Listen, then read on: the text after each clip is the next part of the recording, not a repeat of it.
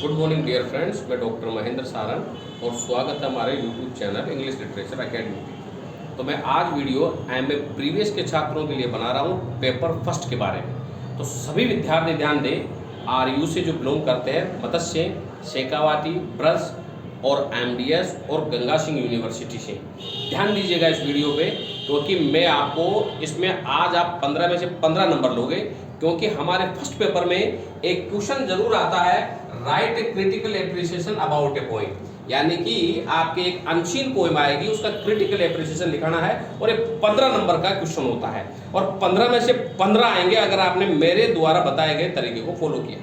सबसे पहले आप दी गई पोएट्री को पढ़िए, एक बार नहीं 2 बार पढ़िए और बिल्कुल ध्यान लगा के पढ़िए।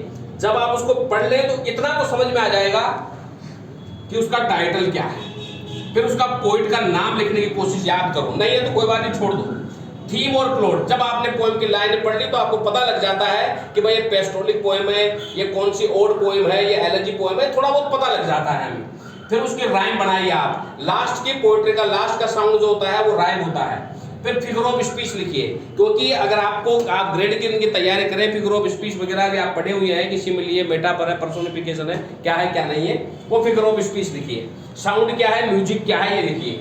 इसके बाद में भाई उसमें कौन सी ब्यूटी बताई गई है, भाई पेस्टोरिक ब्यूटी बताई गई है, क्या कौन सी ब्यूटी बताई गई है, इमेजनरी बताइए आप उसमें, सुपरनेचुरल एलिमेंट क्या उसमें भाई बताने वाले हैं, यूनिवर्सल ट्रूथ क्या है उसमें ये बताइए, और फिर लिटरेरी एलिमेंट बताइए आप उसके कि भाई लिटरेरी एलिमेंट में ये चीजें बताई गई है। आप उसमें से पढ़ करके देखिए कि कुछ किसके साउंड अलग जा रहे हैं, किसका साउंड ऊपर जा रहा है, किसका साउंड नीचे जा रहा है, और स्ट्रिस को ढूंढने की कोशिश कीजिए। भाई 1 स्लैब एक स्ट्रिस है या 2 स्लैब एक स्ट्रिस है।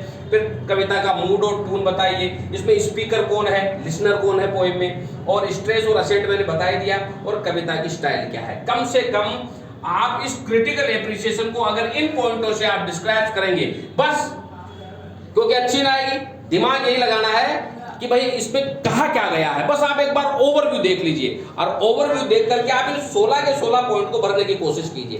डेफिनेटली नहीं, 101% आपको 15 में से 15 नंबर आपके इसमें जरूर आएंगे। तो जो भी एमए के छात्र हैं वो इसको जरूर फॉलो करें, और फिर भी किसी बच्चे के किसी तरह की कोई जरूरत है, इंक्वायरी है या कुछ पूछना चाहे तो मुझे वो जरूर फोन कर सकता है।